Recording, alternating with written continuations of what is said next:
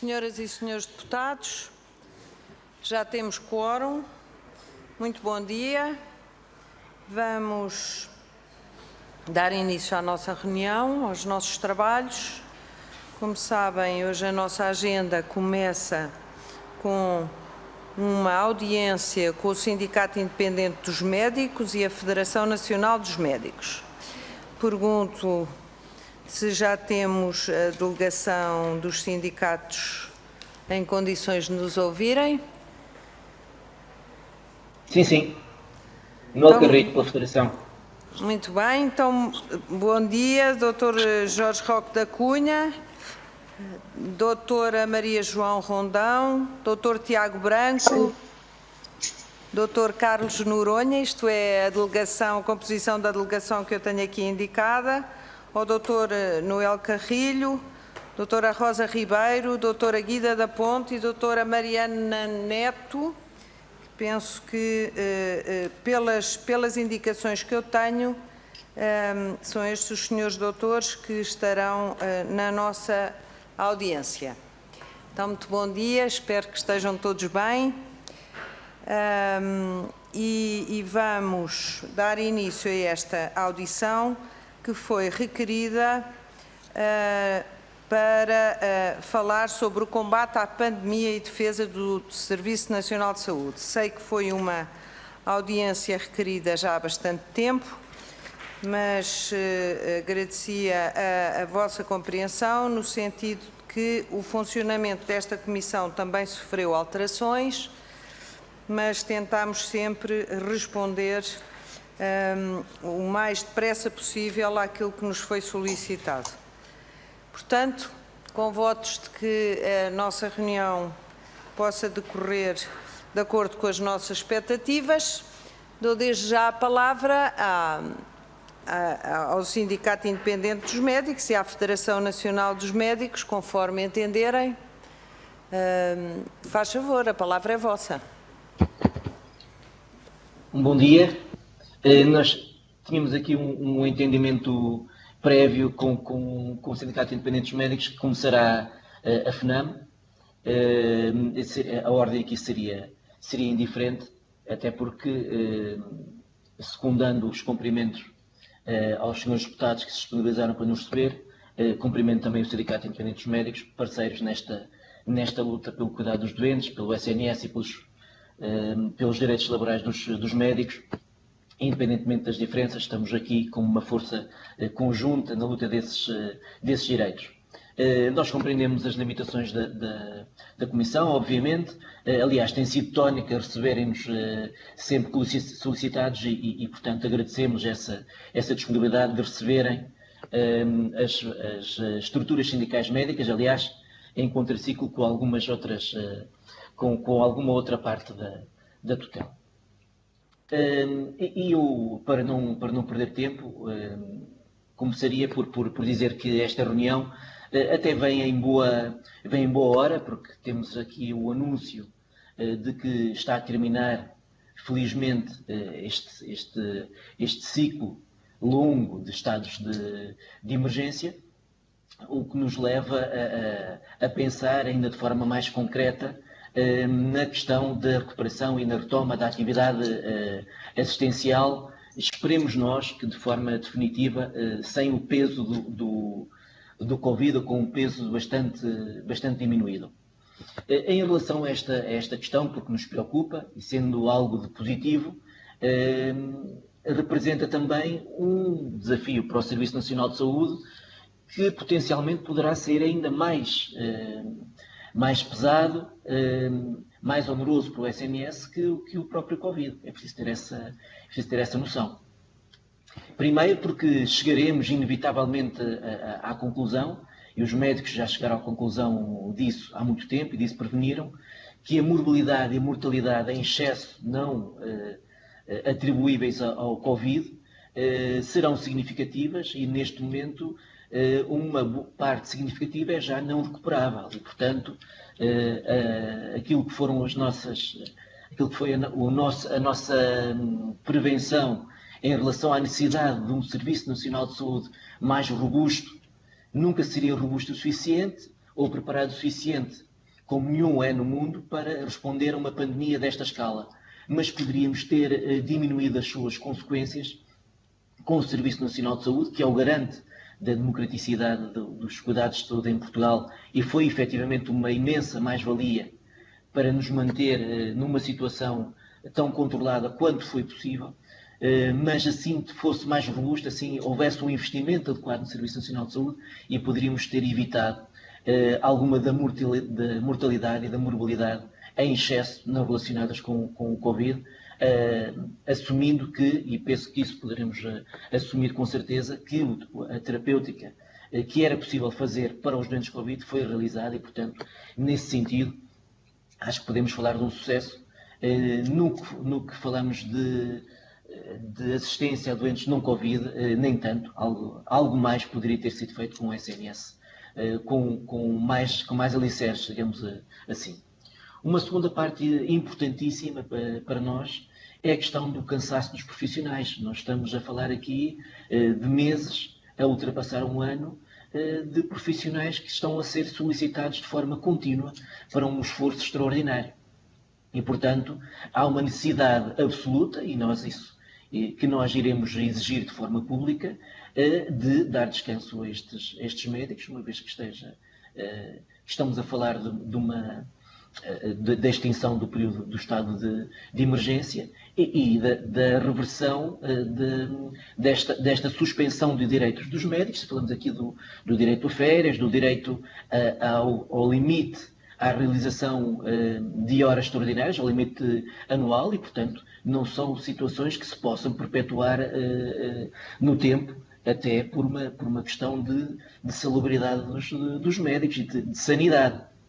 Não é possível mantê-lo e, portanto, teremos que encontrar outras soluções que não sejam exigir mais dos mesmos.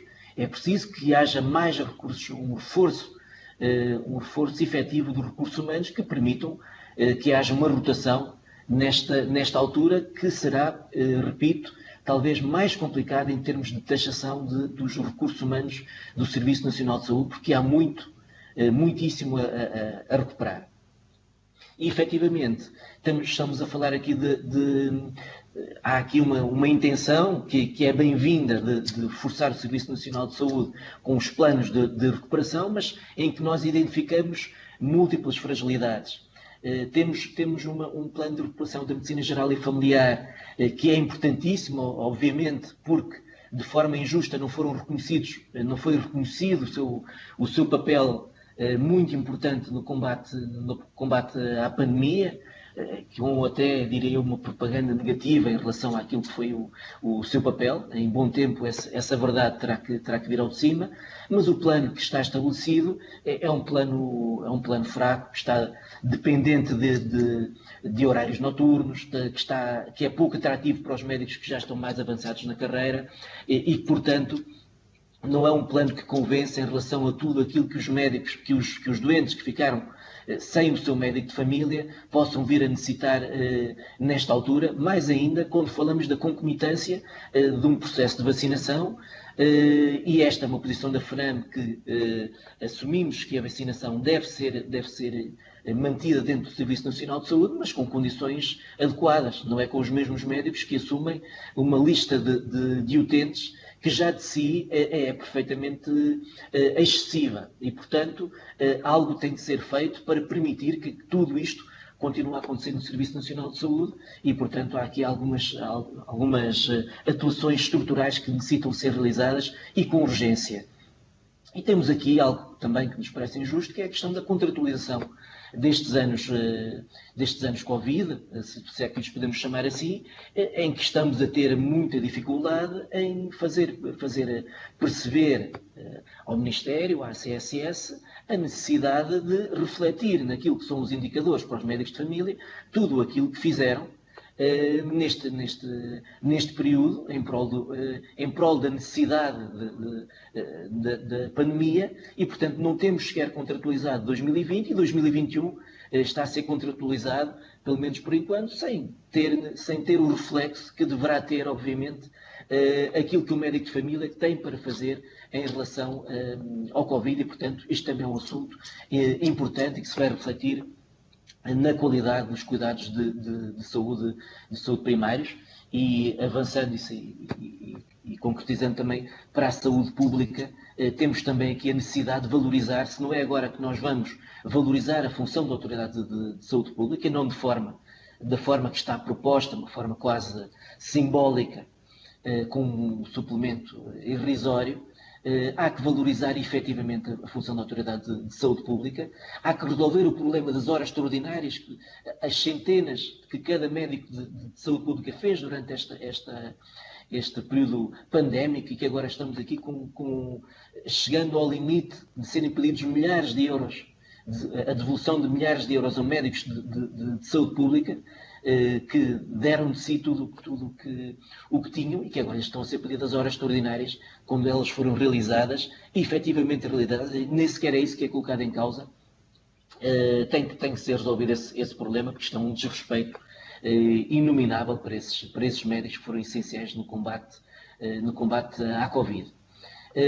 E também, e aproveitando esta ocasião, seria a melhor altura para avançar com a reforma de saúde pública e, nomeadamente, libertar os médicos de saúde pública das funções que não têm relação direta com a saúde pública, algum tipo de juntas, algum tipo de atividade que já reclamamos há muito tempo que deveriam ser libertos os médicos de saúde pública. Quanto à medicina hospitalar, temos efetivamente algo que poderá ser efetivo no combate às listas de espera de consultas, de cirurgias, tudo aquilo que ficou por fazer com o Covid, com as limitações de Covid, mas efetivamente continuam a faltar condições de base, porque de pouco nos vale termos a possibilidade de fazer produção adicional cirúrgica ou de consultas, quando não temos gabinetes de consulta e quando não temos cama para alocar os doentes, o que é uma realidade em várias estruturas hospitalares do SNS. E, portanto, faltando camas, faltando gabinetes e faltando médicos, vai ser difícil, mesmo com um programa de produção adicional, que, repito, até pode ser atrativo, fica a faltar essa parte de base. E para terminar, ficam aqui as questões de base que nos poderiam levar a uma melhor recuperação desta atividade, que é o que nos preocupa aqui. Primeiro, a questão da atratividade do Serviço Nacional de Saúde em termos de carreira médica. É essencial atrair mais médicos para o Serviço Nacional de Saúde. Continuamos a ter doentes sem médico de família, continuamos a ter doentes à espera anos por uma consulta no SNS, meses por uma consulta, de forma que nos parece perfeitamente desnecessária, como há centenas de médicos que não são colocados todos os anos, precisamente porque não há atratividade desta carreira. É preciso renegociar as condições do acordo coletivo de trabalho para que isso aconteça. É preciso, e coloca uma tónica especial neste assunto, aproveitar a porta que está aberta na Lei de Bases da Saúde e até no Orçamento de Estado para a dedicação exclusiva dos médicos, aí descrita como plena, nós preferimos chamar de exclusiva, nós FNAM. E efetivamente temos essas portas abertas. Eu já vi isto. Sim? Eu ouvi aqui uma voz, não sei se era alguma interpelação, eu também já estou a terminar. Era absolutamente essencial que negociássemos de forma séria esta possibilidade, até porque foi aqui aberta esta porta, e para nós, FNAM, é essencial que seja um regime de dedicação exclusiva majorada, voluntária e acessível a todos os médicos. Que é essencial. Nós compreendemos que tem que se começar em algum lado, mas terminar nas FIAs vai ser insuficiente, não vai ser eficaz, como parece ser a ideia de quem propôs essa opção, porque tem que ser todos os médicos a ter a possibilidade de ser valorizados por trabalhar exclusivamente no SNS. O redimensionamento da lista de utentes é essencial que se promova essa negociação para permitir, não só em tempos de Covid, um médico de família acessível ao seu utente.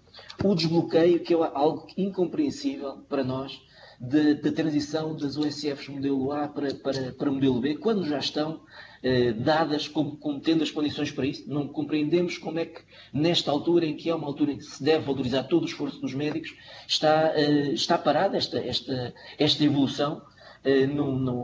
Não é compreensível e não nos parece de boa fé essa circunstância. E, por fim, este plano de recuperação e resiliência, que nós compreendemos que tem que ter as suas limitações, mas é que nós chamamos a atenção que o SNS, parecendo ter aqui uma fatia significativa deste plano, fazendo efetivamente as contas, estamos a falar de um acréscimo de 3%, ou pouco mais que 3% ao ano, daquilo que é o orçamento regular do Serviço Nacional de Saúde, de um Serviço Nacional de Saúde já de si, em que subinvestido e suborçamentado, e que, portanto, não nos deixa perspectivas de que seja com estes valores que nós possamos efetivamente reformar o Serviço Nacional de Saúde, e eu acho que é isso que os portugueses exigem depois de Doutor depois de Noel acordar pela Carrilho, pandemia. eu agradecia só algum Obrigado. poder de síntese. Obrigada. Já terminei. Pronto. Obrigado. Pronto. Não sei se é Dr. Roque da Cunha. Muito bom dia a todos. Olá, doutor. Sra. Presidente, na sua pessoa, queria agradecer a todas as senhoras e senhores deputados a circunstância de nos terem recebido nestas circunstâncias, demonstrando mais uma vez que o Parlamento está a cumprir a sua função e aquilo que representou o 25 de Abril, que é ouvir as pessoas, ouvir, neste caso, os sindicatos médicos.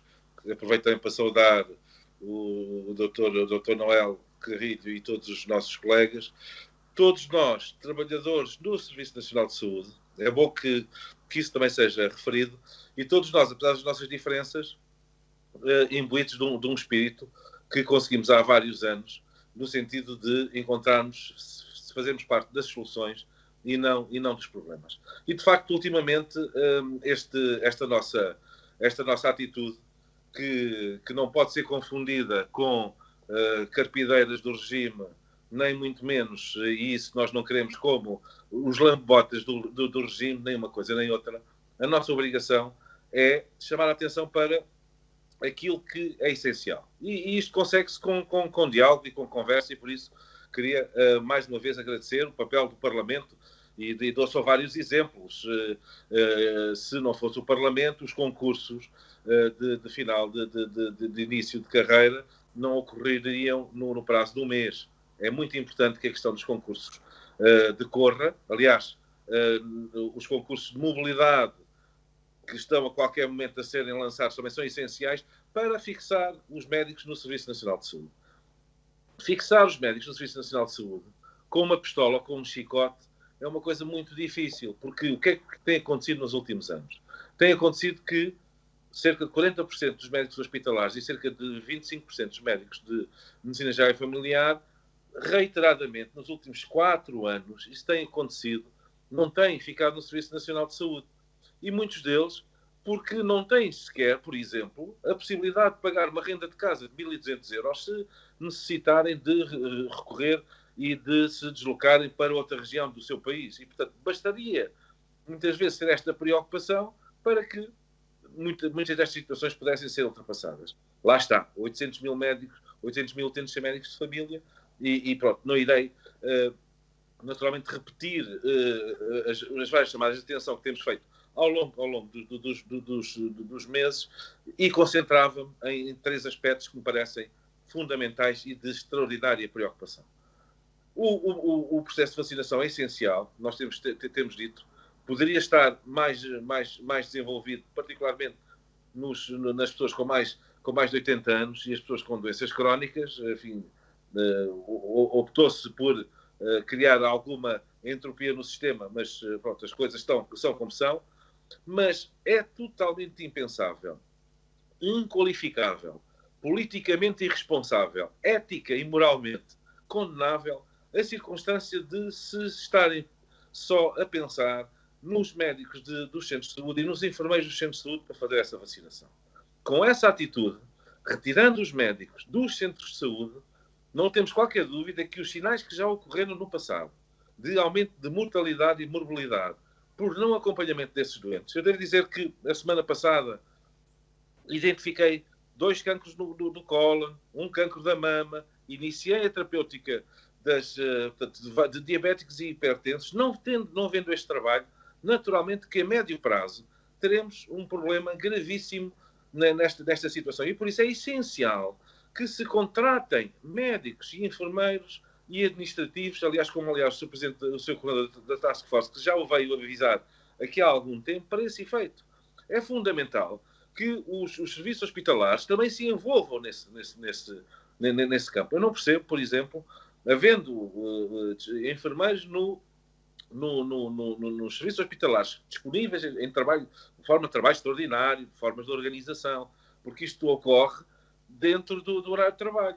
O facto de me terem retirado a minha enfermeira para a vacinação faz com que dezenas de doentes deixem de fazer as citologias do colo do útero. Daqui a 5 anos, ou 6, se nada fizermos, naturalmente iremos pagar por isso. Eu sei que isto não dá parangonas, nem dá televisão, nem dá tempos em prime time, nem dá...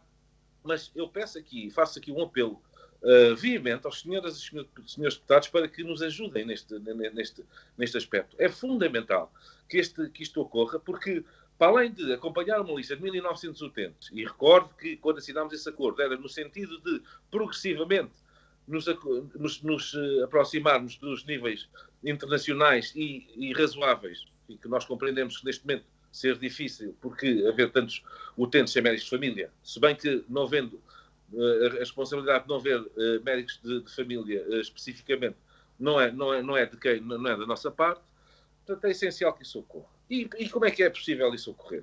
Celeridade nos concursos, organização dos concursos. Não houve nenhuma transição do SF de A para B. Os médicos, durante este ano, foram claramente discriminados naquilo que tem a ver o acompanhamento dos seus filhos, não puderam acompanhar, na marcação das férias. E, naturalmente, que, sabendo que há um problema de pandemia, nós estamos disponíveis e temos estado na linha da frente, cheios de vontade. Agora, essa discriminação, recordo, na altura, até os próprios testes para serem feitos aos profissionais era só se tivessem sintomas, e, portanto, é fundamental que haja um sinal para que estes profissionais possam ter algum incentivo. A ideia do subsídio de risco que o Parlamento aprovou é uma ideia que, apesar dos seus valores não serem muitíssimo limitados, mas o problema não são os valores, são depois os critérios que as administrações, por orientação do Governo, acabam por criar um crivo de tal maneira que criam discriminação, criam problemas, objetivamente, junto dos serviços e, muitas vezes, criam mais problemas do que aqueles que criam. E, portanto, não adianta anunciar investimento no Serviço Nacional de Saúde quando depois, vamos ver na execução, as cativações continuam a ocorrer. E, portanto, é fundamental que se aproveite este plano que a União Europeia nos disponibiliza para investir nos hospitais. Não tem havido investimento, como o Dr. Carrilho acabou de dizer, mesmo nos blocos cirúrgicos, mesmo nos gabinetes de consulta, nos toners. Portanto, nós temos problemas de impressoras nos centros de saúde. Temos problemas de desmaterialização dos exames, de burocracias perfeitamente escusadas, que podem ser perfeitamente ultrapassadas, ao invés de estarmos aqui com grandes ideias de prioridades que depois acabam por não ser perfeitamente concretizadas. Nós, portanto, queremos dizer que há aqui uma necessidade de, fundamentalmente, libertar os cuidados de saúde primários daquilo que é esta tarefa. Como o Dr. Carrilho disse, Eu até, em determinadas circunstâncias, não percebo esta inação, porque a verdade é que menos acessibilidade por parte dos utentes. A questão da recuperação de listas de espera, até os chamados cheques cirurgia, está também tudo muito atrasado e, portanto, não, vamos ter aqui um problema gravíssimo de saúde pública no curto prazo. Eu pedia só, portanto, da minha parte, reforçava aquilo que acabou de dizer. A maior parte das senhoras e senhores deputados conhecem essas nossas posições, nós temos tido a oportunidade. Eu pedia só à doutora Maria João Tiago pudesse também, enfim, muito brevemente, ter uma curtíssima intervenção para salientar aqui um aspecto, e bem como a doutora Hermínia, também sou muitíssimo breves. Peço desculpa. Obrigado. Muito obrigada. Agradecia mesmo que alguma brevidade, por favor. Bom dia a todos. Desde já agradeço a presença e o facto de nos terem recebido. Eu gostava, pela gravidade da situação, reforçar só o problema dos centros de saúde. Eu sou médica de família e desde as 8 da manhã que estou aqui a trabalhar. Só esta manhã eu já iniciei 2 terapêuticas para a diabetes. Qualquer uma delas já com repercussões analíticas em termos de rim, ou seja, já com lesões em órgão-alvo, que isto futuramente trará complicações como insuficiência renal, hemodiálise. Os cuidados de saúde primário têm sido muito fustigados. Eu, neste momento, como médica de família, tenho que responder a 6 escalas. 2 para os covidários, 3 para centros de vacinação, mais o atendimento complementar. Por isso, é urgente que se contratem médicos, quer para os covidários, quer para os centros de vacinação. Não podem ser só os médicos de família a ter esta função, porque eu agora irei uma semana para o covidário. Nesta semana ficarão por vigiar crianças com menos de 1 ano de idade, ficarão por vigiar grávidas, ficarão por vigiar diabetes. Diariamente da minha unidade saem 3 médicos, 3 ou mais enfermeiros e 3 administrativos. Neste momento os enfermeiros não podem sequer fazer consulta programada. Ou seja, os médicos de família estão a ser muito fustigados. Eu, na segunda-feira, entrei no centro de saúde debaixo já de uma alçada de agressividade dos doentes. Os doentes não percebem o que é que os médicos de família estão a fazer. Existem soluções, porque temos vários médicos que nos poderão ajudar. Existiria, inclusive, uma bolsa de médicos que se ofereceram para ajudar na pandemia. Existem outras opções de pôr os centros de vacinação mais centralizados, e o plano que nos oferecem de recuperação não nos serve, porque eu vou ver os meus doentes das 8 às 10 da noite. O meu centro de saúde está inserido junto a um bairro social, com alguns problemas, e não tem transportes sequer à porta. Além disso, os médicos de família estão cansados. Os médicos de família, neste momento, não podem sequer oficializar as suas férias. É problemático tirar folgas, porque em termos de equipa, a equipa fica sobrecarregada e não é possível. Isto vai ter futuramente vai ter problemas a nível futuro.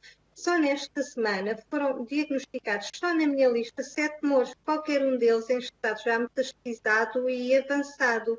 Por isso é mais do que urgente. A libertação dos médicos, os médicos de família têm que seguir as suas listas. É urgente que sejam libertados para fazer as suas competências da sua especialidade, que é acompanhar os seus doentes. Senão, futuramente, vamos ter aqui muitas repercussões e não... O plano que nos oferecem, que é o pós-laboral, é mais cansativo e não nos serve, porque não é possível recuperar sem acompanharmos as nossas listas. Penso que o resto já foi tudo dito e pela gravidade do que se passa nos centros de saúde, que eu acho que nem há conhecimento, é mesmo urgente que se contratem médicos. E, então, na nossa região de Lisboa, os médicos de família estão mesmo muito fastigados, estão cansados, porque já não conseguem acompanhar a sua lista, e tudo isto se deve a um esforço extra, já são muitas horas, muitas vezes sem gozar as folgas devidas, e temos muitas horas de trabalho. Penso que, em resumo, o que seria para dizer seria isto. Desde já agradeço e muito obrigada. Muito obrigada, doutora. Eu penso que todos estamos conscientes que, de facto, os profissionais de saúde têm passado por várias situações de aflição e, num momento destes, pior ainda. Enfim, não sei se mais algum senhor doutor da delegação quer usar da palavra, senão iria passar desde já a palavra aos senhores deputados, porque penso que também haverá aqui assim uma interação que também será interessante. Então, faz favor, Sr. Deputado Bruno Aragão, do Partido Socialista, faz favor. Muito obrigado, Sr. Presidente. Cumprimento as senhoras e os senhores deputados e, naturalmente, cumprimento o Sindicato Independente dos Médicos e a Federação Nacional dos Médicos, a quem agradeço a exposição inicial e as questões que nos trazem. E até aproveitando a forma como a Federação Nacional dos Médicos começou, permitam-me utilizar as mesmas palavras, independentemente das diferenças, estamos de facto aqui todos pelas mesmas lutas. E permitam-me, por isso, no quadro da vossa disponibilidade, colocar algumas questões adicionais para além daquelas que nos trouxeram e que nos permitirão, naturalmente, nos próximos tempos, tomar posições e decisões de forma mais aturada. Seja sobre as medidas que se possam vir a tornar necessárias e mais prementes no quadro da evolução pandémica, mas, sobretudo, se quisermos, ou desejavelmente, no período necessariamente exigente que se lhe seguirá. Aliás, trouxeram já e afloraram já aqui um pouco isso. Seja também sobre a operacionalidade e a materialização, enfim, de instrumentos como o Plano de Recuperação e Resiliência ou as grandes opções que estamos a discutir, aliás, concomitantemente a esta audiência. É de facto inegável o esforço do último ano, é também inegável o reconhecimento que os portugueses todos têm por esse esforço.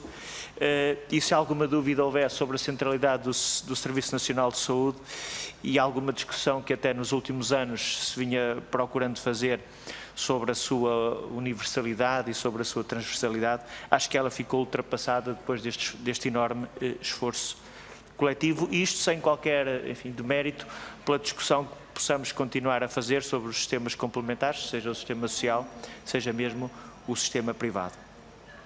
Mas penso que é também evidente o reforço que aconteceu nos últimos anos e nos últimos meses, por força de razão, enfim, mais expressivo. Eu acho que é natural e possível que a discussão sobre a dimensão e a velocidade deste reforço se possa fazer, e é natural que gere alguma discussão, mas de facto esse reforço aconteceu, sem demérito também, mais uma vez, pelas questões que vocês aqui trouxeram, e muito bem. E por isso permitam-me algumas questões. Uma delas, enfim, muito genuína, nós ouvimos sistematicamente, e vocês costumam trazer, a questão da necessidade de mais reforço e de mais profissionais, mas uma questão que temos vindo também a discutir é que sistematicamente falamos da necessidade de mais recursos humanos, sobretudo quadros médicos, mas também é concebida, enfim, a dificuldade na formação destes quadros e, sobretudo, algum estrangulamento que parece existir na especialidade, o que dificulta também depois a disponibilidade de mais quadros. Gostaria de ouvir um pouco as vossas opiniões sobre este ponto em específico, ou se de facto devemos encarar aqui como um nó górdio que dificulta um bocadinho esta gestão. E gostaria também de vos colocar algumas questões, para lá desta dos recursos humanos, sobre a própria organização do sistema. Seja sobre a recuperação da atividade programada hospitalar, cirurgias ou consultas, aqui enfim, de uma forma mais abrangente. Há, de facto, programas de recuperação em curso. Vocês falaram, por exemplo, do serviço adicional, que de facto recai sobre os mesmos profissionais e, portanto, é também para eles uma exigência adicional depois deste ano de maior desgaste. Eu gostaria de ouvir, enfim, as soluções que vos parecem razoáveis, seja ao nível da gestão das equipas, da organização dos serviços e da articulação com os serviços complementares. Sobre a recuperação da atividade nos cuidados de saúde primário, que vocês hoje expuseram de uma forma também mais aturada, enfim, pela proximidade que estes serviços têm e muito especialmente pelo acompanhamento que podem fazer, sobretudo na doença crónica, e que, portanto, têm um impacto também maior, e as questões da mortalidade, ou a questão da mortalidade acrescida, é claramente uma questão à qual não vamos poder fugir ou evitar a discussão, e, portanto, de que forma é que nós podemos acelerar essa retoma e, sobretudo, como é que a podemos monitorizar e monitorizar esta recuperação que vamos ter que fazer. Uma terceira questão sobre o combate às falsas urgências, e coloco-a por uma questão muito específica do que foi o decurso deste ano, porque isto tem um grande impacto no Serviço Nacional de Saúde, sobretudo na prestação de resposta dos utentes. E, de facto, enfim, uma das consequências que a gestão da pandemia trouxe foi alguma percepção, ou uma melhoria da percepção que os utentes têm, parece-me, da resposta que as unidades de saúde local, que as unidades de saúde familiar podem dar, porque elas estiveram também muito implicadas no que foi a triagem, o acompanhamento, o contacto, a vacinação. Portanto, há uma percepção de resposta que saiu melhorada depois deste período. E a minha questão muito concreta é de que forma é que nós podemos capitalizar esta percepção que os utentes têm, também para resolver este problema que há muitos anos discutimos, sem que consigamos, de alguma forma, melhorar os números. Por último, e para terminar de uma forma muito simples, a questão da digitalização nos cuidados de saúde, e se me permitem aqui particularmente da telesaúde, que se colocou muito nestes últimos meses, enfim, pelas questões que todos conhecemos, mas parece-me claro que a questão do contacto presencial e da relação direta se mantém. De que forma é que acham que, apesar de tudo, esta experiência que também adquirimos pode facilitar alguns processos ou alguma desburocratização e alguma simplificação, sem que com isso percamos naturalmente esta questão de proximidade? Muito obrigado. Obrigada, Sr. Deputado. Passo agora a palavra ao Sr. Deputado Maloda Abreu, do Grupo Parlamentar do PSD. Faz favor. Muito obrigado, Sra. Presidente, Srs. Deputados. Quero cumprimentar os dirigentes do Sindicato Independente dos Médicos, do CIME, da Federação Nacional dos Médicos, da FNAM, agradecer a sua presença e começar por dizer o seguinte: muito do que disseram, se não tudo o que disseram, é do nosso conhecimento, e estamos também um pouco cansados desta lenga-lenga de se voltar a falar destes assuntos, porque muitas vezes, quando nós os expomos, somos acusados de ser contra o Serviço Nacional de Saúde, quando se sabe que a nossa posição é clara, é de que o Serviço Nacional de Saúde é central no sistema, ou que também somos, já foram acusados disso, e também com alguma regularidade somos acusados de também sermos um pouco carpideiras quando nos preocupamos legitimamente em denunciar as situações que existem e que são graves.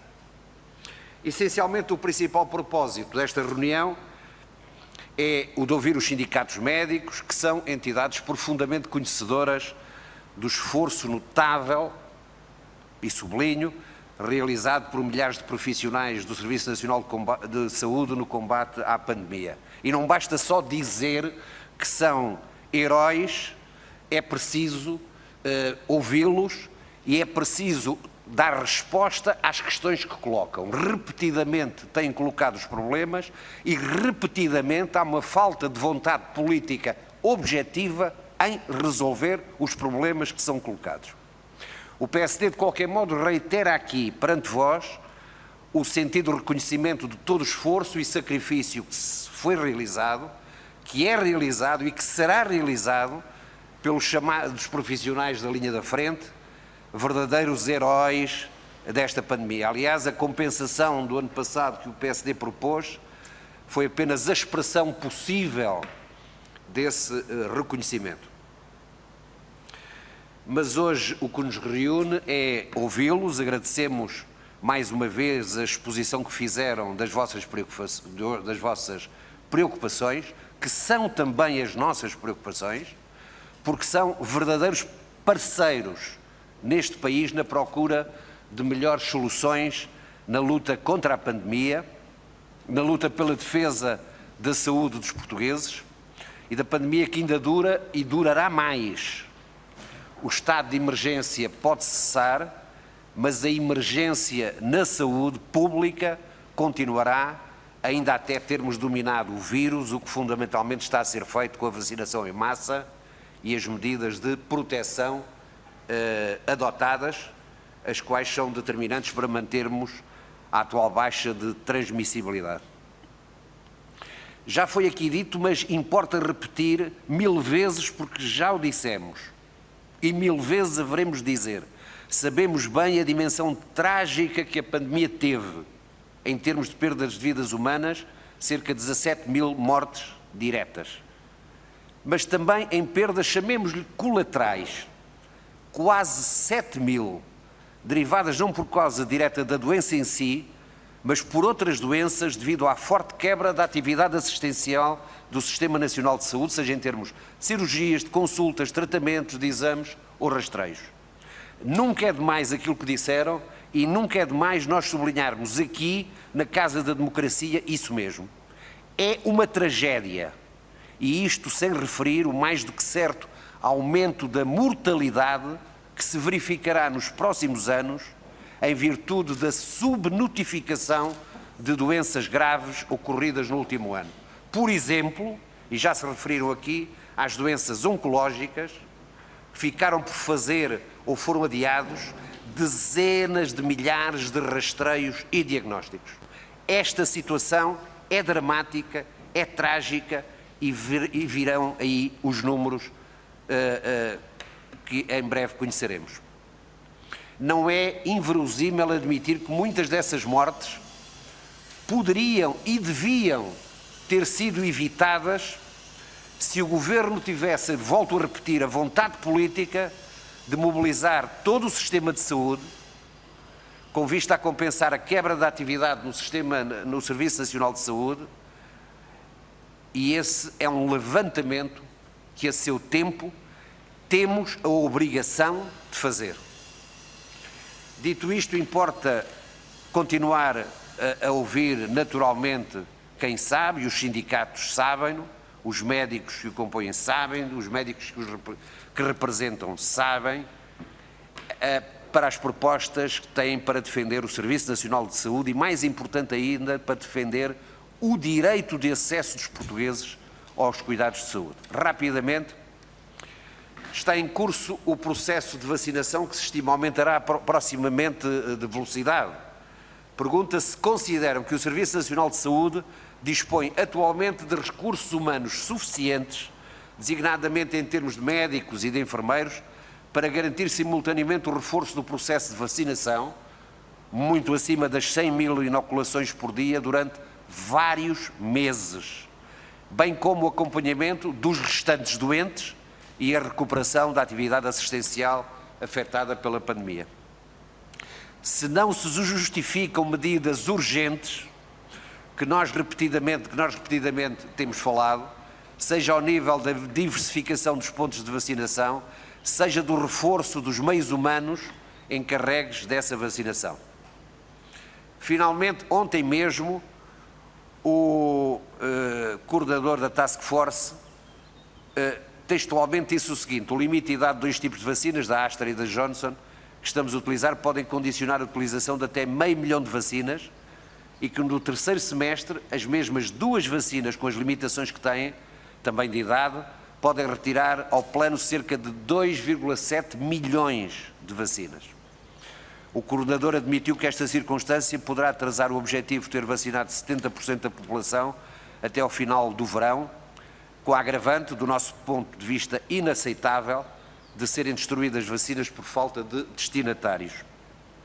Sem prejuízo da esfera de competências de cada entidade, Comissão de Vacinação, Task Force de Vacinação, Direção-Geral de Saúde, era importante conhecer a percepção que têm que as referidas declarações, indiscutivelmente graves, merecem da vossa parte.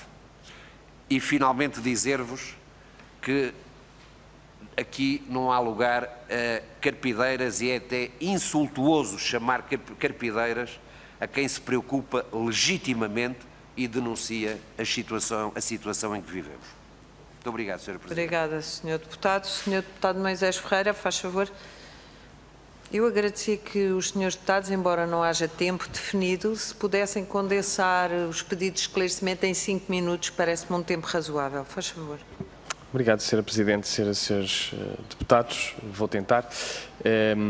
Queria, antes de mais, cumprimentar em nome do Grupo Parlamentar do Bloco de Esquerda, a FNAM e o CIM, em particular o Dr. Noel Carrilho, o Dr. Jorge Roque da Cunha e todos os médicos que acompanham também esta reunião na delegação dos respectivos sindicatos. Efetivamente, nós vamos com 1 ano e 2 meses, mais ou menos, de epidemia em Portugal, e depois destes 14 meses, creio que é indiscutível reconhecer a importância do Serviço Nacional de Saúde e dos profissionais de saúde. Mesmo aqueles que passam a vida a defender a transferência do orçamento do Serviço Nacional de Saúde para o setor privado e que vão aproveitar as consequências da pandemia para continuarem a defender essa transferência, hoje são confrontados com esta evidência e, portanto, mesmo esses têm que dizer atualmente que o Serviço Nacional de Saúde é bastante importante para o país e é uma conquista que nós temos que manter. Portanto, creio que a pandemia tornou evidente essa importância do Serviço Nacional de Saúde. Agora, eu temo, na verdade, que todos os discursos de reconhecimento dos profissionais, todas as palavras que clamam pela valorização do Serviço Nacional de Saúde, possam, depois da pandemia, cair em saco roto. E que, se calhar, os profissionais, no máximo aquilo que venham a ter de reconhecimento foi uma Champions a 8 organizada no ano passado e oferecida muito generosamente pelo Sr. Primeiro-Ministro aos profissionais de saúde. Porque eu creio que a forma de valorizar o Serviço Nacional de Saúde e os profissionais que o compõem era, por exemplo, estar neste momento a negociar a melhoria de carreiras. E por isso eu até começava exatamente por perguntar isso, é se da parte dos sindicatos médicos tem havido contactos por parte do Governo, abertura por parte do Governo, exatamente para fazer esse tipo de negociação de revisão das carreiras, de avançar finalmente com a exclusividade, como já aqui foi sugerido também pela FNAM em particular. Se tem havido abertura para isso, enfim, isso é que era um justo reconhecimento. Gostava também de perguntar, porque creio que terá sido processado e pago pela primeira vez agora este mês o subsídio de risco, gostava de perguntar qual é o alcance deste subsídio, porque a formulação que constou do Orçamento do Estado para 2021 já estrangulava bastante o âmbito e o alcance deste subsídio de risco, e depois a portaria que o Governo publicou para regulamentar, ainda por exigir critérios cumulativos, uma série de critérios cumulativos, estrangulava ainda mais o acesso a este subsídio. Eu gostava de perguntar, por exemplo, da parte dos médicos, que certamente conhecem melhor, se houve realmente um acesso generalizado a este subsídio, se ele está a ser atribuído de forma mais ou menos discricionária, se não chega a quase ninguém, enfim, qual é o impacto deste subsídio de risco. E sobre a recuperação do Serviço Nacional de Saúde, não é só a recuperação da atividade, ela é importante, como é óbvio, mas há uma recuperação mais larga que vai ser preciso fazer. O Serviço Nacional de Saúde, se nós reconhecemos que foi o Serviço Nacional de Saúde que aguentou o embate da pandemia, se reconhecemos que ele é fundamental para o país e para a sociedade, é preciso recuperar o Serviço Nacional de Saúde, fortalecê-lo, robustecê-lo, etc. E por isso gostava de fazer 2 perguntas sobre o assunto. Primeira, algumas medidas de recuperação que até têm sido anunciadas pelo Governo, se elas têm tido impacto ou não na recuperação da atividade e que tipo de impacto. Por exemplo, ainda ontem havia na imprensa algumas notícias que diziam que nos cuidados de saúde primários essa recuperação da atividade ainda não estava a acontecer. E certamente que não é porque os profissionais de saúde sejam os malandros, que nós não acreditamos que sejam, não é? É porque não têm meios para fazer essa recuperação da atividade. E, portanto, gostava de perguntar se há recuperação em curso, se há meios para fazer essa recuperação em curso. E, de forma mais virada para o futuro, que medidas e que meios é que seriam necessários para fazer não só a recuperação de toda a atividade e evitar aquilo que seria prejudicial para o SNS, que é a transferência do seu orçamento para o setor privado, que medidas e que meios seriam necessários no Serviço Nacional de Saúde para fazer essa recuperação, mas também para fortalecer o SNS em áreas que já antes eram débeis, como por exemplo os MCDT, saúde oral, saúde visual, etc., e outras que identifiquem o que é que era preciso ter neste momento em cima da mesa. Agora que a pandemia parece estar a dar algum tempo de acalmia, o que é que era preciso ter neste momento em cima da mesa, num programa forte para fazer essa recuperação da atividade e a recuperação do SNS. Muito obrigado. Muito obrigada, Sr. Deputado. Sra. Deputada Paula Santos, do PCP, faz favor. Muito obrigada, Sra. Presidente. Quero cumprimentar o Dr. Noel Carrilho, da FNAM, o Dr. Roque da Cunha, do CIM, a doutora Maria João, que também partilhou connosco aqui as suas preocupações, e gostaria de começar por acompanhar um conjunto de aspectos que a FNAM e o CIM partilharam connosco nesta audiência na Comissão de Saúde e que revelam, de facto, a importância do Serviço Nacional de Saúde para assegurar os cuidados aos utentes, a importância dos profissionais de saúde, que ficou mais evidente neste momento, mas esta é uma importância que já vem de trás e que nós reconhecemos desde sempre e que se dirige não só aos profissionais que estão na designada linha da frente, mas a todos os trabalhadores da área da saúde durante todo este período, tendo estado mais ou menos diretamente a tratar os doentes Covid, mas todos os outros que tiveram a assegurar o funcionamento do Serviço Nacional de Saúde e que acompanharam todos os outros doentes, porque o Serviço Nacional de Saúde, funcionando uma grande equipa, onde todos os trabalhadores da saúde naturalmente têm competências, funções próprias, para que tudo funcione e para que todos os utentes possam ter acesso aos cuidados, todos são precisos.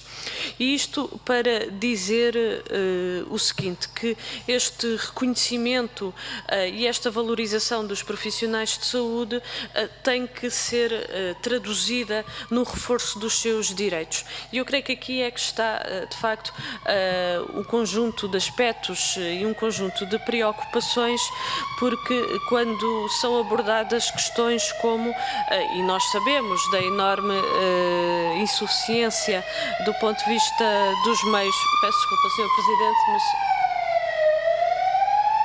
até eu estou com dificuldade em me ouvir. Peço imensa desculpa, mas o som do exterior não estava a permitir. Certo, sem problema nenhum.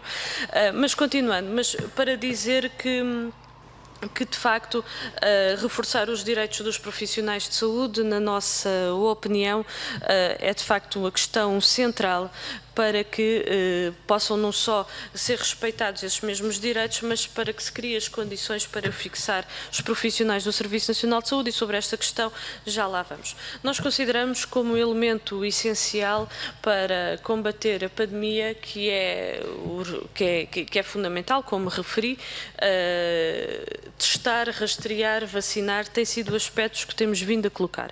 E consideramos, de facto, ainda ontem, na reunião com o IFARMED, ficou mais uma vez evidente e claro que a vacinação é, neste momento, podemos dizer, a resposta de grande eficácia para podermos combater a pandemia. E para isso não podemos ficar, naturalmente, como também temos vindo a defender, não podemos ficar dependentes dos acordos com a União Europeia, e é preciso reforçar a capacidade, porque o problema problema com o que estamos confrontados é, de facto, o número de vacinas e a necessidade de que haja mais vacinas para que a população possa ser vacinada rapidamente. Esta é a questão de fundo, porque não podemos ficar só pela lamentação, é preciso, pois, adotar as medidas necessárias para que, de facto, haja esta mesma resposta. E aqui entra também as questões que foram suscitadas no que diz respeito à saúde pública. Nós há muito temos vindo a alertar para a necessidade do reforço da estrutura de saúde pública.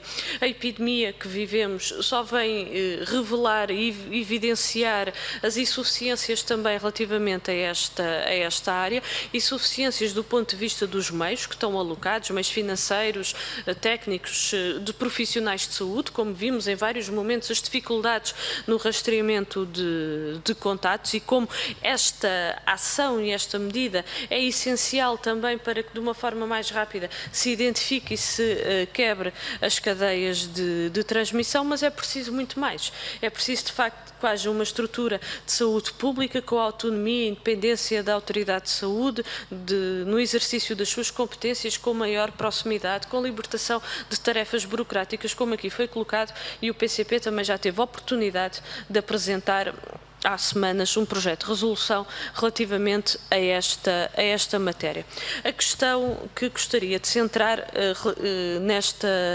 neste momento sobre a recuperação dos cuidados e a particular importância que é necessário dar. É preciso recuperar todos os cuidados, quer ao nível dos cuidados de saúde primários, quer ao nível dos cuidados hospitalares, mas a importância de facto que é dada ao nível dos cuidados de saúde primários. Muitas das vezes utilizamos a expressão que são a porta de entrada no Serviço Nacional de Saúde. Se não há o acompanhamento do utente, se não há a vigilância, naturalmente corre-se o risco de um conjunto de doenças, de sequelas que podem ser evitadas e que de facto que avançam de uma forma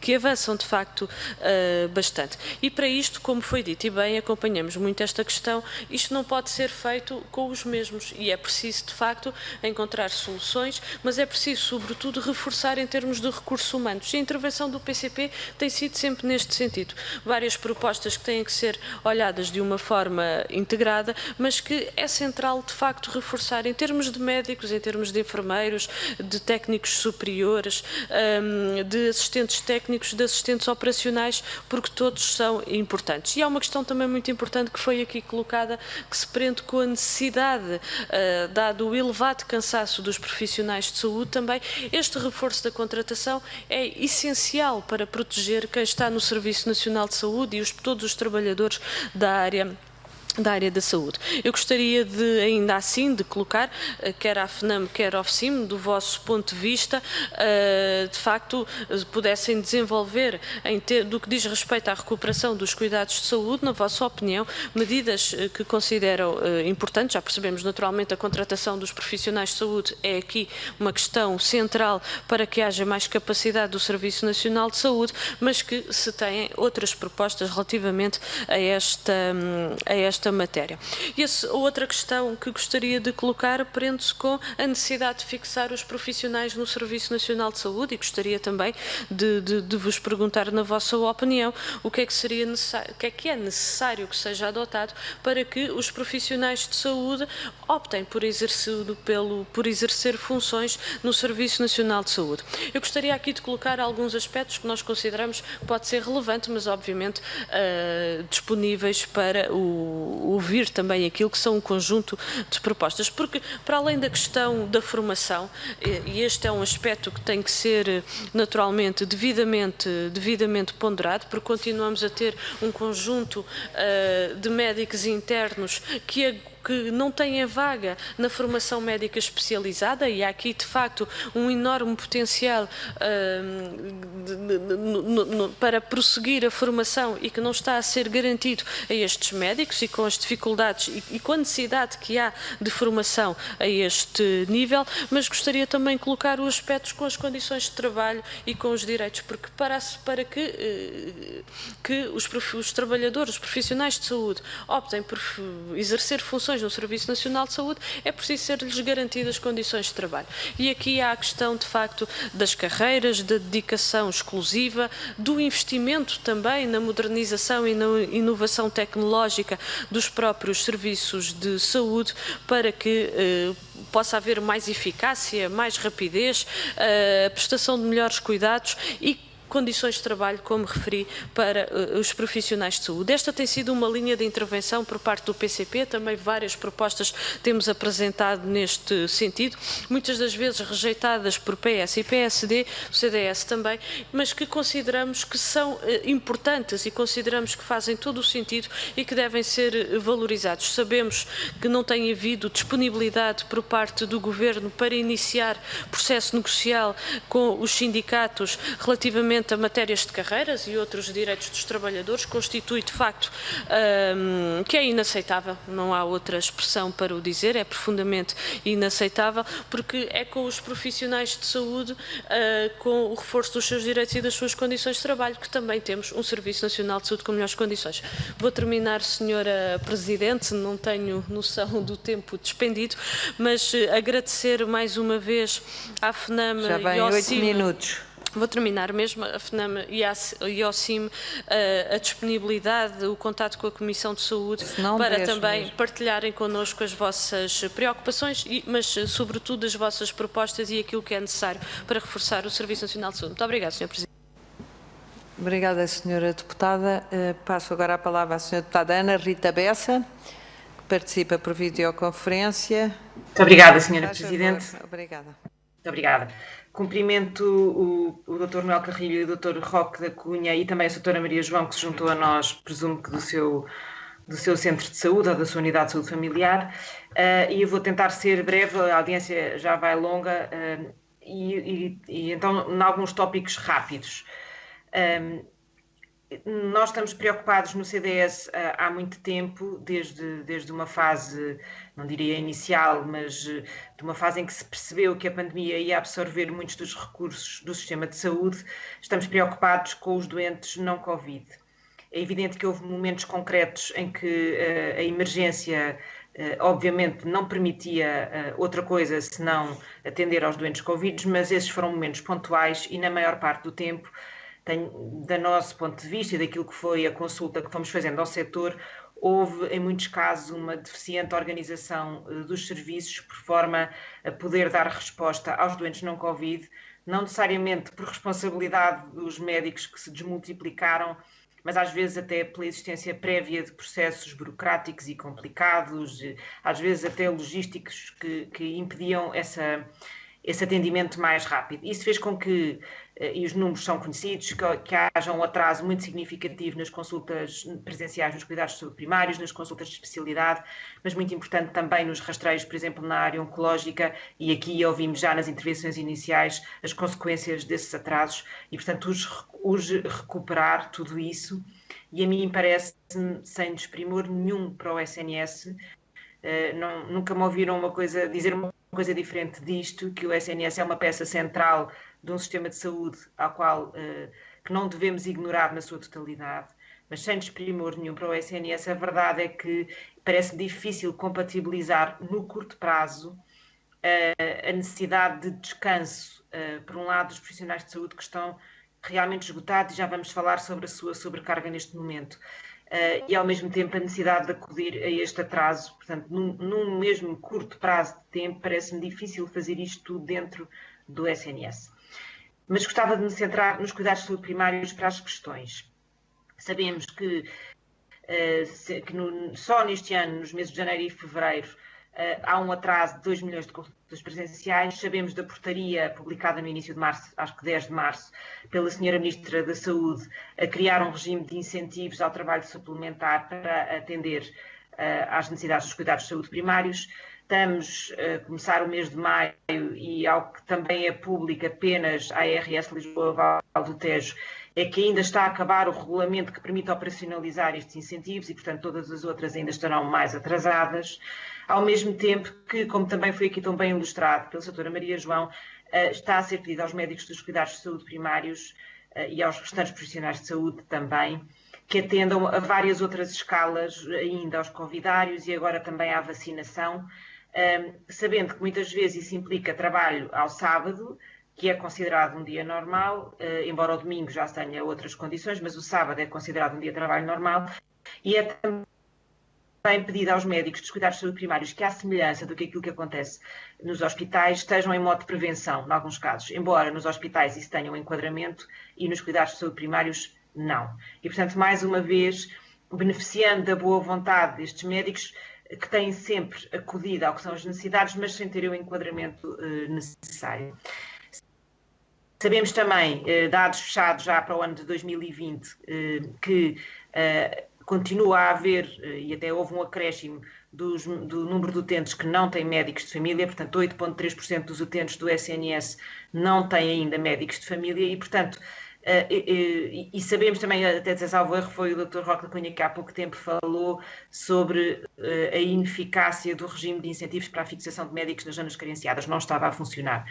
E, portanto, o que eu pergunto é, o que é que se pode fazer nos dois momentos, quer no curto prazo para aliviar os cuidados de saúde primários, os médicos dos cuidados de saúde primários, sabendo que a pressão de procura e da necessidade da resposta é inversamente proporcional. Portanto, o que é que se pode fazer aqui no curto prazo e o que é que se deve fazer no longo prazo, porque os temas de dedicação plena ou dedicação exclusiva, como quiserem chamar, implicam necessariamente financiamento. Eu não acredito que a razão pela qual um médico hoje em dia não fica no SNS não tenha que ver, por um lado, com o facto de ser pior pago para aquilo que é o trabalho exigido dentro do Sistema Nacional de Saúde e, por outro lado, ter menos condições para exercer bem a sua prática clínica. E, portanto, o que é preciso? Muito obrigada. Obrigada, Sra. Deputada. Eu penso que agora só tenho a inscrição da Sra. Deputada Cristina Rodrigues. Sra. Deputada não inscrita? Sim, estou aqui, Sra. Presidente. Muito bem, faz favor. Muito obrigada, Sra. Presidente, senhoras e senhores deputados. Cumprimento também a delegação do Sindicato Independente dos Médicos e da Federação Nacional dos Médicos e agradeço os vossos contributos. Nesta audição vou focar-me em dois temas: o acesso dos profissionais de saúde a apoio psicológico e a prestação de cuidados de saúde no Distrito de Setúbal. Houve um estudo Saúde Mental em tempos de pandemia Covid-19 que foi desenvolvido pelo Instituto Ricardo Jorge em outubro de 2020, que contém dados, a meu ver, preocupantes. No que diz respeito aos profissionais de saúde, este estudo revela que 1 em cada 3 apresentam níveis de exaustão física e emocional elevados e que estão na linha da frente a tratar doentes com Covid-19, que mostram um risco de sofrimento psicológico 2,5 vezes superior aos restantes. Tememos que atualmente a situação seja ainda mais grave, dado que a pandemia dura há mais de um ano, pelo que agora o nível de cansaço e exaustão dos profissionais deduz que será superior. Em fevereiro apresentei um projeto de resolução que recomendava o reforço do sistema de apoio psicológico destinado aos profissionais de saúde, incluindo também a implementação de estratégias de combate ao burnout e o reforço da linha de aconselhamento psicológico no SNS 24 para dar apoio às preocupações e desafios psicológicos dos profissionais de saúde. O que eu vos gostaria de perguntar é se consideram que deve ser reforçado o apoio psicológico aos profissionais de saúde e, se sim, que medidas devem ser implementadas no terreno e se a linha de aconselhamento psicológico no SNS 24 está a conseguir dar resposta às solicitações destes profissionais ou se, a vosso ver, precisa de ser reforçada. Para terminar, gostaria só de colocar uma questão relativamente à saúde no Distrito de Setúbal. O Hospital de São Bernardo ativou, num determinado momento, o nível vermelho do plano de contingência, o que levou o bastonário da Ordem dos Médicos, dada a gravidade da situação, a apelar ao Governo para que garantisse ajuda externa a este hospital e, portanto, aquilo que eu lhes perguntava é se, na eventualidade de haver realmente aqui uma quarta vaga, se consideram que há capacidade deste centro hospitalar para responder adequadamente aos doentes Covid e não Covid e o que é que, na vossa opinião, necessitaria ser feito. Muito obrigada, é só. Muito obrigada, Sra. Deputada. E eu passo então agora a palavra aos sindicatos. Senhores doutores, agora por ordem inversa, favor, talvez. Distribuam o tempo como entenderem, faz favor. Muito rápido. Muito obrigado, mais uma vez, pelo interesse e pelas questões que foram colocadas. Muito rapidamente, a questão de fundo. O que era fundamental era libertar os médicos de família, os enfermeiros de família, das tarefas extra que estão a ser constantemente alocadas. E, por isso, não queremos pagamentos extra por hora de consulta depois das 8 da noite. já foi aqui dito, a acessibilidade das pessoas é mais difícil. Os médicos precisam ter cabeça fria, precisam ter acompanhamento dos seus familiares, precisam ter capacidade de decisão correta. Portanto, não é preciso. O que é preciso é que vacinação, áreas dedicadas aos Covid, recuperação de listas de espera, que isso possa ser feito com profissionais que podem ser contratados. De que forma? Porque é que, nos últimos 5 anos, cerca de 1/3 dos médicos de família não ficam no Serviço Nacional de Saúde e cerca de metade dos médicos não ficam hospitalares, não ficam no Serviço Nacional de Saúde. Naturalmente que, não havendo qualquer perspectiva de negociação por recusa deste governo, e eu devo dizer que há uma coisa extraordinária. Uma das pouquíssimas coisas que se assinou o ano passado está na gaveta da Sra. Ministra da Saúde para ser publicada para os funcionários públicos. A questão do limite das 150 horas de trabalho extraordinário foi assinada pelas duas partes. Foi publicado no Boletim de Trabalho de Empresa para os contratos individuais de trabalho e discrimina-se mais uma vez, trata-se mal os médicos. Portanto, primeira coisa, tratar os médicos com respeito, não os discriminar e tratá-los naturalmente investindo em infraestruturas. Não é admissível que se perca os tempos imensos, por exemplo, a pormos os resultados das análises nos nossos sistemas quando os laboratórios já o podem fazer. Não faz qualquer sentido ser em papel dezenas de exames e meios complementares de diagnóstico quando isso pode ser feito perfeitamente por meios eletrónicos. Não faz qualquer sentido termos uma dificuldade em sequer garantir o dia-a-dia das nossas impressoras. E, portanto, questões básicas, naturalmente que temos de falar de salários, estão congelados há 12 anos, sabemos que estamos numa situação extraordinariamente difícil, mas menos difícil. É uma questão de opção e não é demagogia. Novo banco, TAP, teria a oportunidade de poder encontrar, mas isso, as opções políticas nós respeitamos por parte de quem nos governa, com certeza tem total legitimidade. Agora, nessas prioridades, pode também encarar não só as palavras do Serviço Nacional de Saúde, porque depois a prática é o que é. Porque mesmo os 800 mil utentes sem médico também é um número falso. Porque não se incluem aí as pessoas que estão doentes, os colegas que estão doentes, que são cada vez mais, e em relação ao apoio psicológico, fundamental que isso ocorra, como aqui a senhora deputada muito bem aqui recordou e coisa. Os médicos que estão doentes, que têm de acompanhar os seus filhos, os médicos que também têm de ter filhos, não é? Têm de ter licenças de maternidade, paternidade. Portanto, este número ainda é muito mais alargado. E, portanto, fundamental tratar e iniciar um processo de negociação que, aliás, a contratação coletiva é um pilar do 25 de Abril. Portanto, haver pessoas, membros do Governo, a senhora Ministra da Saúde, que não perceba isso, podemos depois não chegar a acordo, mas pelo menos haver a possibilidade e nós já demonstramos por 36 vezes, tanto nós como a FNAM, que podemos chegar a acordo, naturalmente que isso é possível. Mais médicos especialistas. Neste momento estamos a falar de cerca de 10 mil médicos em formação. Apesar de os formadores, e é bom que digam, não tenham qualquer incentivo. Têm umas horas para ajudar os seus... Portanto, faz parte do nosso conteúdo funcional. Portanto, em qualquer local, essa formação é incentivada, é mimada e é paga. Não é? Portanto, eu já não digo ser paga, mas pelo menos ser considerada de uma forma correta. É possível aumentar a capacidade de formação dos especialistas? Com certeza que sim, mas com falta de blocos, com falta de investimento em equipamentos, com falta de investimento em infraestruturas, é cada vez muito mais difícil que isso ocorra. E mais ainda, também é bom que não se esqueça que há cerca de 400 médicos, e muito bem, estrangeiros, que pretendem fazer formação em Portugal. Há cerca de 300 médicos portugueses que fizeram a sua formação no estrangeiro, que querem fazer a sua formação em Portugal. E, portanto, temos de ter aqui também alguma capacidade de incentivar os formadores e incentivar as instituições a formar e, naturalmente, que, em relação depois a tudo o resto, encontrar aqui soluções. Como é que se incentivam pessoas para se fixar? Haver concursos regulares, haver concursos de assistentes graduados sénior. Um assistente graduado sénior reformaram cerca de 10 mil médicos cerca de 3 mil médicos nessa qualidade e fizeram-se reposição de cerca de 300.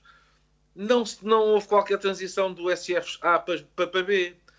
Não se trata os médicos de uma forma correta. Muitas vezes têm o excesso de trabalho e depois do excesso de trabalho ainda lhes é exigido mais. E por isso, libertar tarefas burocráticas. Nós teremos depois a oportunidade de fazer chegar aos grupos parlamentares algumas destas medidas concretas, porque se não houver capacidade logística de organizar um processo de vacinação, e nós temos vindo a alertar desde novembro, fogotório a toda a hora, mas é preciso, isto não vai acabar amanhã, não vai acabar daqui a um mês, ainda fala-se da terceira dose, e fala-se também da gripe. Vamos ter de vacinar os portugueses, particularmente aqueles mais vulneráveis, na vacinação da gripe. E, portanto, não se pode estar a contar que, por milagre, os centros de saúde sejam totalmente responsáveis por essa matéria. E, por isso, eu devo dizer que, com algum pessimismo, mas com toda a capacidade de disponibilidade e para que continuarmos a fazer parte da solução, estamos disponíveis para depois, no concreto, porque é que, por exemplo, na Madeira, foi feito o pagamento de horas extraordinárias aos profissionais do Serviço Regional de Saúde, igual àquele que é feito aos prestadores de serviço. Então, continua o Governo a preferir pagar 130 milhões de euros a prestadores de serviços do que a criar incentivos a esses médicos que estão no Serviço Nacional de Saúde. E, portanto, lá está mais um aspecto. Naturalmente, mais uma vez, agradecer a disponibilidade e teremos depois a oportunidade de fazer chegar formalmente e por escrito toda esta coisa. Muito obrigado, Sra. Presidente, mais uma vez. Nós é que agradecemos. Obrigada, Sr. Doutor. Pergunto agora ao Dr. Noel Carrilho. Não sei. Sim, eu teria... Eu serei telegráfico. Está se bem, pudesse ter a obrigada. oportunidade. Eu gostaria de dar a oportunidade também às minhas colegas de participar nas suas áreas. É uma participação rapidíssima. Muito bem. Sim, eu vou ser porque telegráfico. nós temos uma ordem de trabalhos ainda longa e, portanto, não podemos, por mais interessante que seja estar a ouvir os sindicatos, e que é com certeza, não podemos eternizar Claro. a nossa audiência. Obviamente. Também para não deixar os senhores deputados sem resposta, eu vou ser telegráfico na resposta à questão do estrangulamento na formação de médicos especialistas, que efetivamente é uma preocupação da FNAM. Nós acreditamos num contínuo formativo que se prolonga pela carreira médica e assim sendo, e até respondendo ao deputado Bruno Aragão, há aqui algo que o Governo pode fazer, que é reter médicos no SNS. Porque são os médicos do SNS que formam os restantes especialistas, aliás, como diz o Dr. Roque da Cunha, de forma graciosa. E, portanto, como temos especialidades em que mais de 50% dos médicos já estão fora da carreira médica, não podemos esperar ter capacidade de formação desses médicos, é preciso atraí-los. Segundo, promover concursos na carreira médica, porque nós temos concursos de 2017 que estão a decorrer em 2021. E sem carreira médica não há concursos, não há formação de médicos especialistas. Nós não estamos a compensar nem em 1/3 os médicos graduados sénior que se reformam com os concursos que são abertos. E, portanto, estão aqui já 2 sugestões para permitir que este estrangulamento não exista.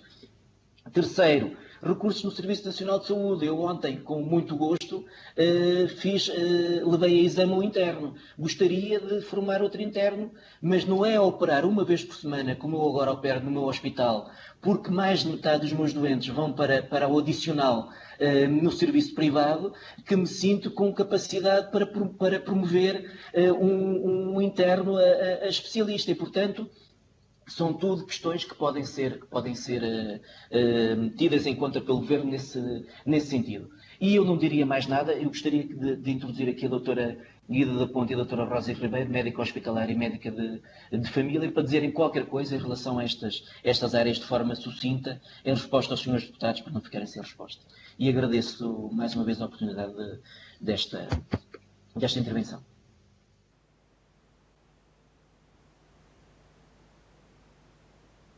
Senhoras doutoras.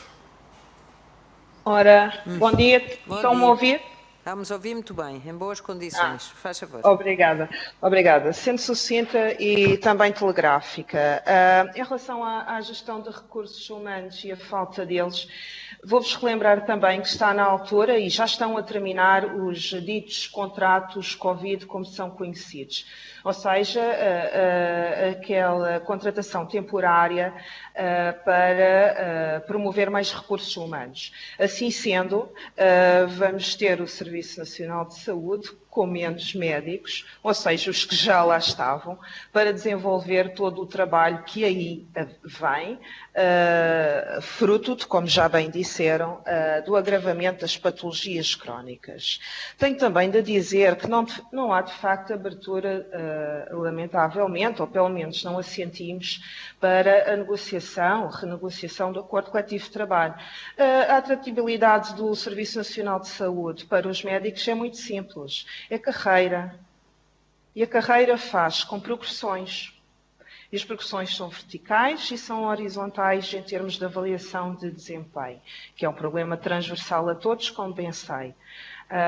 Mas também seria, de facto, bastante agradável, já que não temos negociações, pelo menos uma abertura para iniciá-las. E é isso que pedimos. Eu não posso deixar de dizer, em relação à gestão das vacinas, e é uma muito boa questão, e a eventualidade de um desperdício, realmente, se houvesse também uma maior participação mais ativa por parte de médicos, a gestão seria mais simplificada em termos de conhecimento técnico. Portanto, eu estou em crer que com um trabalho partilhado, talvez as coisas possam ter a devida ocorrência adequada. Por fim, em relação ao apoio psicológico e ao Hospital de Setúbal, duas coisas.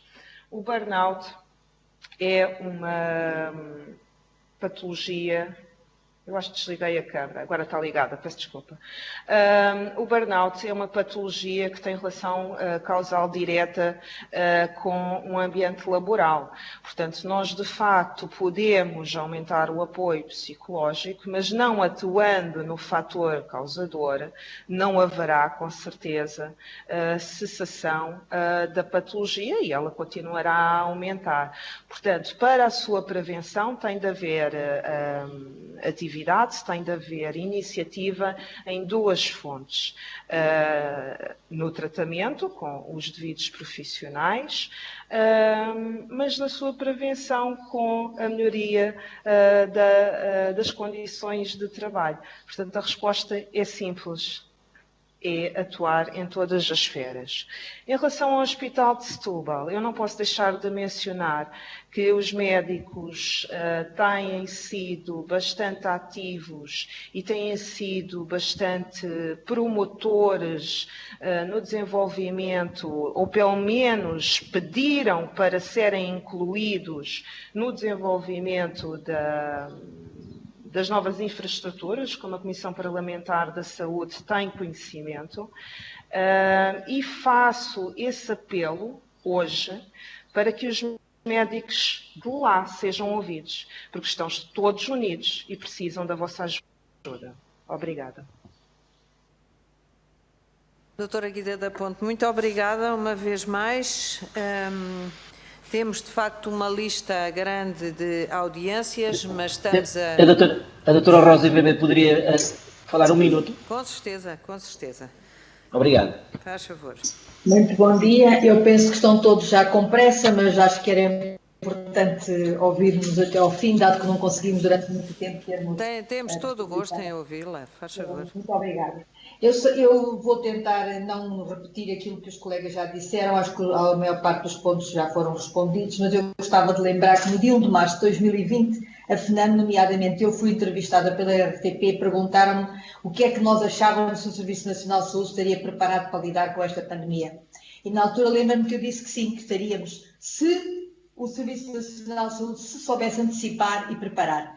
Ora, chegado ao ponto em que estamos, demos conta que aconteceu o que aconteceu, o Serviço Nacional de Saúde respondeu sim, mas à custa de quê? À custa essencialmente do seu capital humano, que estava já esgotado, mas conseguiu dar o seu melhor até agora. Só que agora temos que preparar o futuro. E respondendo então a diversas questões que os diversos partidos puseram, os senhores deputados colocaram, gostava de começar por aqui, nomeadamente naquilo que me diz respeito, que é dos cuidados primários de saúde, que eu sou médica de família e trabalho no OSF, modelo A, em Chaves, portanto no interior, que o Sr. Deputado do PS disse que haveria uma percepção positiva das USFs depois de todo este nosso trabalho. Eu não tenho tanto essa ideia. Realmente as USFs trabalharam e bem, tal como provavelmente a maioria dos colegas que estão nas UCSPs. O que acontece é que nós temos que lidar diariamente, como a doutora Maria João já tinha dito, com a dificuldade em gerir a nossa atividade, em gerir todos os locais onde vamos trabalhando e com a avidez que os doentes têm de ter consulta, a conflitualidade aumentou.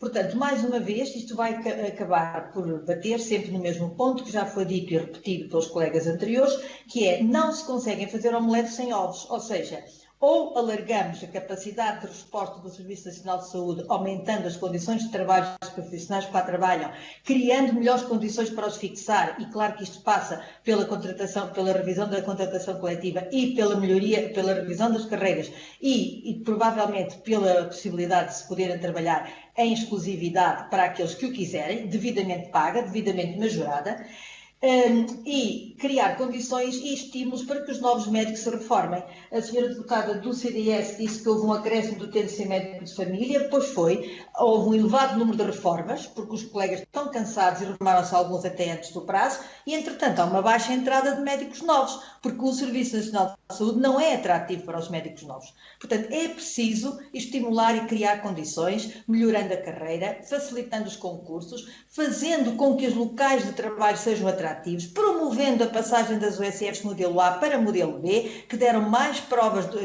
do que suficientes de que são uma boa maneira de trabalhar, estimulando, apostando na melhoria da formação e, para além disso tudo, tornando o Serviço Nacional da Saúde atrativo, como eu dizia. Só respondendo ainda por fim a uma outra questão, que era o que é que nós podemos fazer em relação à recuperação das listas.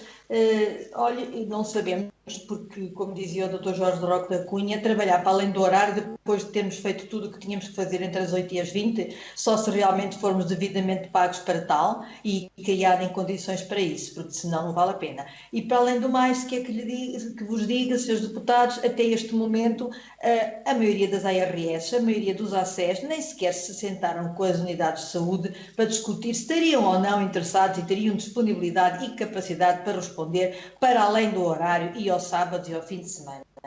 Também queria dizer que subsídio não sabemos o que é, porque ainda não o vimos, e sabemos também que não está a ser pago nos sítios onde está a ser pago, não está a ser pago de maneira igual. Ainda agora acabei de receber uma notícia de uma colega em cujo hospital foi dito que, como metade dos doentes não eram Covid, então os médicos iriam receber metade do subsídio. Portanto, cada um vai gerindo à sua maneira. E uma última palavra para falar precisamente na dificuldade da gestão da maioria dos serviços, que é péssima, porque se a gestão fosse boa na maioria dos serviços, muitas coisas que correram mal poderiam não ter corrido. E para já era só o que eu queria dizer, e muito obrigada por nos terem ouvido. Obrigada. Senhora Presidente. Doutora, faz favor. Alguém me pediu a palavra, faz favor. Peço desculpa, está-me a conseguir ouvir? Mal.